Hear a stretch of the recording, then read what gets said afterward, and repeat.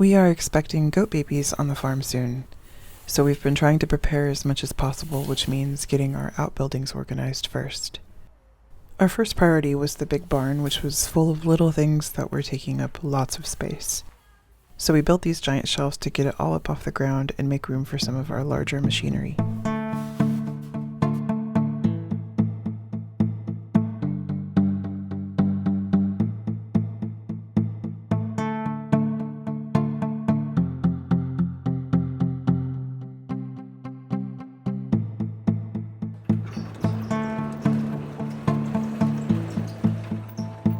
Unfortunately, we had to backtrack a little.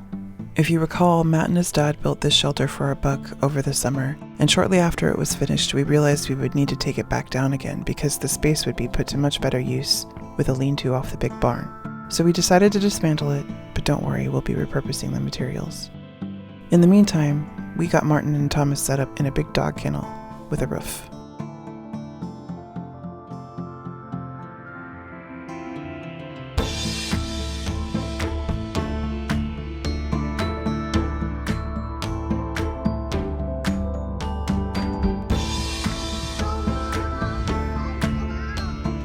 Our goal this weekend is to rework this fence so it's right up against the lean-to there, and then to get the stall constructed. Matt also spread a bunch of this gravel right in through here, so there will be a nice dry area in the stall, but also just kind of on the outside of the stall. And the other thing that we're prepping for is we're going to build another shelter out kind of where he's dumping the gravel, and that's going to be for the wethers. So the does and the babies can have the main barn, because I want the does in here so I can just open the door and put them right on the stanchion.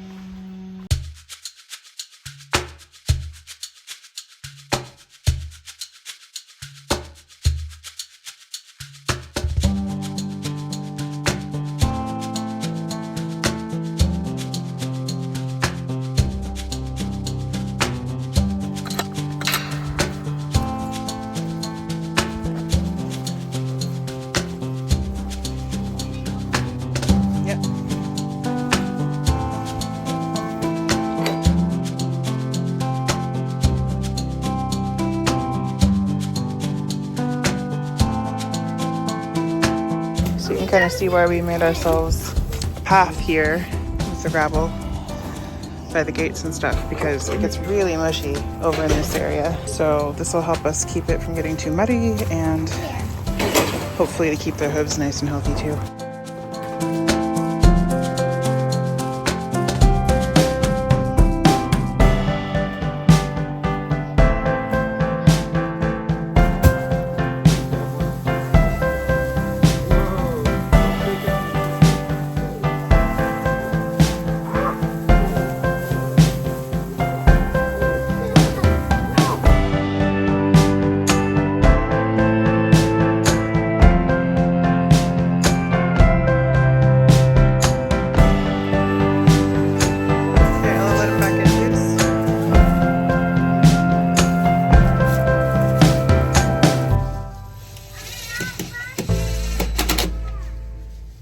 Could cut it.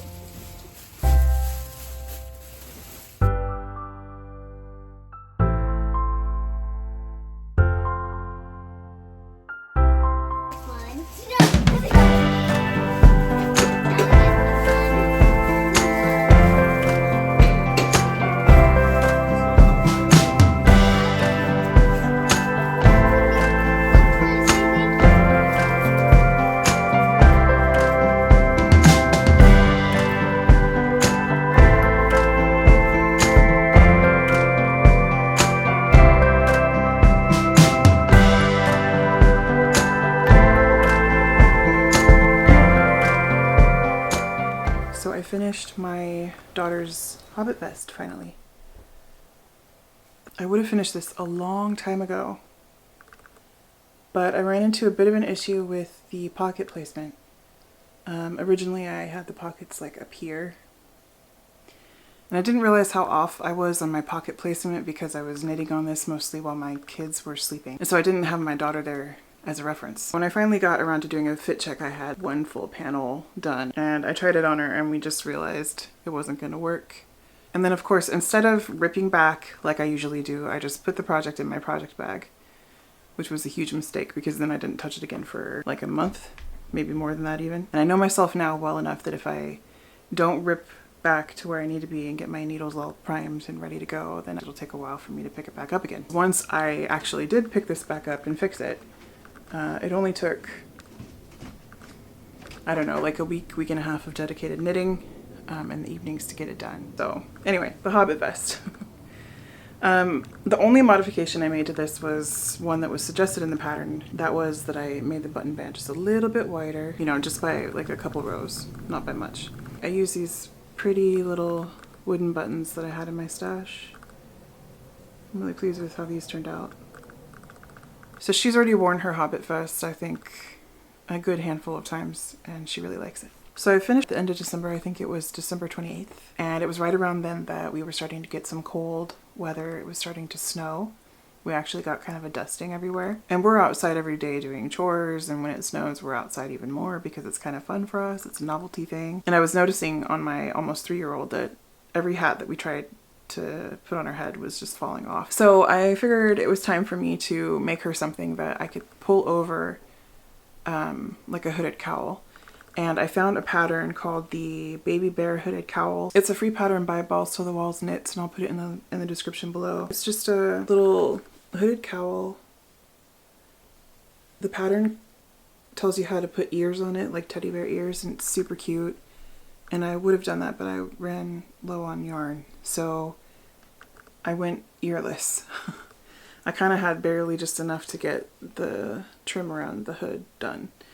And it's been worn to heck already. Like you can tell it's been just worn daily. And yeah, it's working out really, really well. As I said, I almost ran out of yarn, so I didn't go quite as tall with the hood as I would have liked, which means that this part of it kind of raises up a little too high, but that's okay. It fits her just fine, and it will probably continue to fit her for the rest of the cold season this year. But I am intending to make another hood just like this for my older daughter. I find it to be a really handy accessory. So I used wool of the Andes sport weight, and I held it triple. I regret going that route and holding 3 strands together, especially at the gauge that I did it, because while blocking did help with the drape of the fabric, it's not drapey enough that this kind of folds down like it's supposed to.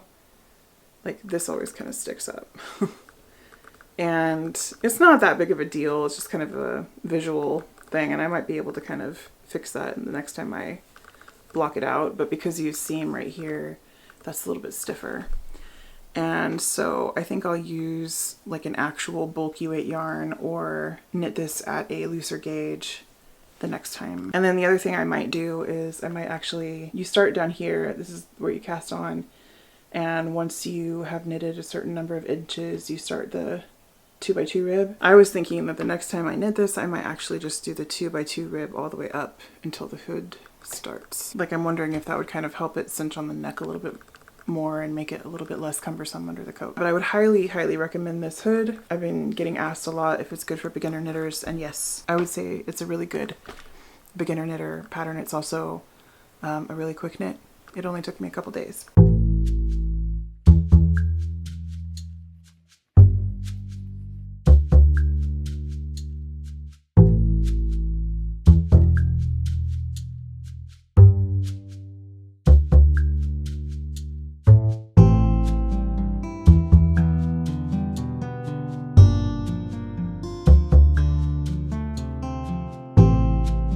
So I have some goals for 2022 that I would like to share. I want to start getting more organized with my meal prepping. So we started homeschool in October, and I find that unless I have prepared for meals for the week, I drown. And so one thing that's really helped me is I've started batch cooking, and I make our own freezer meals and things, because our goal, I don't know if you know this, but we tend to like to eat home cooked meals rather than eating out, better on our budget, and I am very sensitive with all the foods. Also, my husband is kind of too. If it's not home cooked, like we all just kind of feel crappy. I also want to start making more content. So in 2017, When I first started making videos, I had one daughter. She was about 2.5 years old, and we weren't doing a homeschool.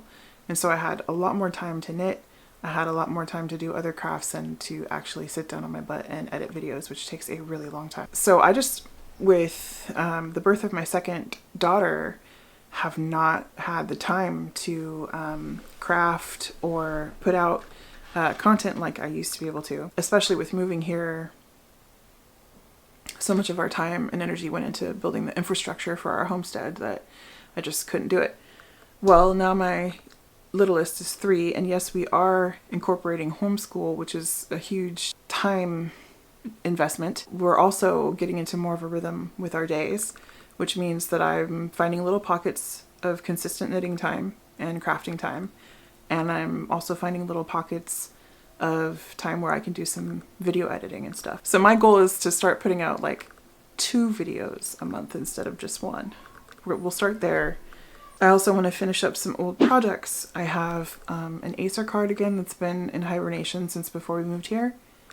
And I also have a quilt that has been in hibernation since we moved here. I actually finished the top of it just before we moved here. And now it's time to actually get that finished up all the way and get it on my daughter's bed. She's super excited. I showed it to her, and she's been like, "Mom, when are you going to finish the quilt?" So that needs to happen. It is time to learn to spin. I started the process of teaching myself to spin last year, but I got thwarted because, and I have not shared this yet, but when I went to go collect fiber from my goats last year, most of them had lice. When my first goat started shedding his fiber, it was during that week where we had no power. And then I went to go collect fiber from my second goat and my third goat, and noticed that there was I thought it was dandruff. One of my goats in particular seemed like she was really uncomfortable with being brushed. And so I was thinking man, maybe she's got a skin condition or something. So we called the vet, and he comes over and he's like, "Well, your herd has lice." The minute he said that, I was just like, of course they do. Of course they do. So lesson learned. He gave us some stuff to treat it.